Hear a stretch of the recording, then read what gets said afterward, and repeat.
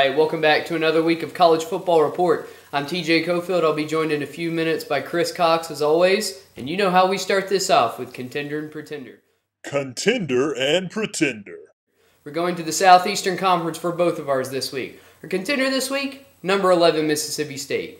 Now, very quietly, you might not even notice it if you've been watching ESPN, but Mississippi State is the number 11 team in the country. They're undefeated. They have a chance to knock off Alabama for the number 1 position in the SEC West. Now, their chances against the number 1 team in the country notwithstanding, Dan Mullen has done an impressive job with the Bulldogs this year. He's got a lot of good things going on down there in Starkville. Now, we'll head over to the SEC East for our Pretender. Unfortunately, I have to lay the Pretender title on South Carolina.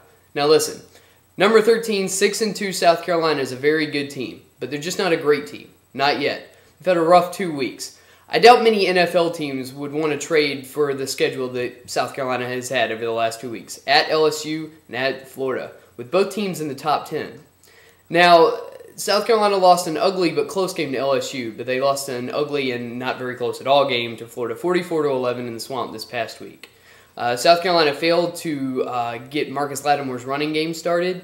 Their defense, while looking good in the beginning, just really broke down because they had to spend so much time on the field. And South Carolina is going to have to figure a few things out going forward if they want to recuperate and make this a season worth remembering. Games to watch. All right, this week's games to watch. Start off in the SEC again. Number 2, Florida versus number 10, Georgia in Jacksonville, Florida. Look, I didn't really think we'd be discussing Georgia's chances of getting back into the SEC East talk, but here we are. South Carolina has lost 2 in a row. They're pretty much out of the East picture. Now it's come down to Florida versus Georgia. Florida right now has all the momentum. Georgia had a good chance to get some momentum back against a very beatable Kentucky team. They barely did it. I like Florida in this game. I think Florida is going to keep them from scoring very much. And I think Florida's offense will eventually just wear down Georgia, and I think they'll put enough points on the board to get the W. Now, number 14, Texas Tech going to number 3, Kansas State in Manhattan. I just like Kansas State in this. And I think Kansas State right now might be my dark horse pick for a national champion. They just don't make a lot of mistakes. They just play good, solid football, especially Colin Klein, their quarterback, who now, out of nowhere, has become our Heisman frontrunner. I like Kansas State winning in this one. I think Texas Tech will put some points on the board, but I think Kansas State will be able to put them away. Finally, number 5, Notre Dame will go to Norman to take on the number 8, Oklahoma Sooners. I really want to believe in Notre Dame this year because I want to get over my what some people have called a bias against Notre Dame. However, I think they're going to lose to Oklahoma. Oklahoma's offense is incredible. They've just come off lighting up Texas in the Red River rivalry. And with a quarterback controversy brewing at Notre Dame, I'm not sure there's enough in place offensively to be able to match Oklahoma's scoring. I like the Sooners in this one. Ask TJ. TJ, how many games do you think Lane Kiffin has left at Southern Cal? Okay, our question this week is how many games until Lane Kiffin gets fired? Well, if I was going to handle that question off the bat, I would say it's probably a lot. Lane Kiffin's actually doing a pretty decent job at Southern Cal. At the beginning of the season, they were a lot of people's pick to win the national championship this year, or at least be in the national championship game. Now, a loss to Stanford kind of knocked them out of contention for that. However, they're still a very good team. Kiffin guided them through NCAA sanctions that were really hampering their recruiting. He managed to really do a lot of good recruiting despite that. So if it was how many games until Lane Kiffin gets fired, I'd say it'd be a long time. Now, one thing we've learned about Lane Kiffin, and I think my Tennessee Volunteer friends can probably attest to this, is when the going gets tough, Lane Kiffin gets going. So how will Lane Kiffin handle losing his star quarterback Matt Barkley next year? How will he do when his star receiving core leaves for the NFL? How will he handle adversity in Los Angeles? That's really, I think, where you have more of a risk of losing Lane Kiffin for the Trojans. I would say if things get rough next year for USC, I think there's a very good possibility that Mr. Kiffin might just up and leave, maybe find an assistant position in the NFL somewhere. Who knows? But I think you have a lot more chance of seeing Lane Kiffin just leave the job in the middle of the night than you do seeing him get fired. He's actually doing a pretty good job. And if any of you know my opinion on Lane Kiffin and his sense of ethics, it's really difficult to say that.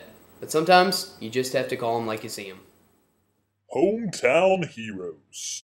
Now for our Hometown Heroes segment. We're going to go to Columbia for number 13 South Carolina taking on the Tennessee Volunteers.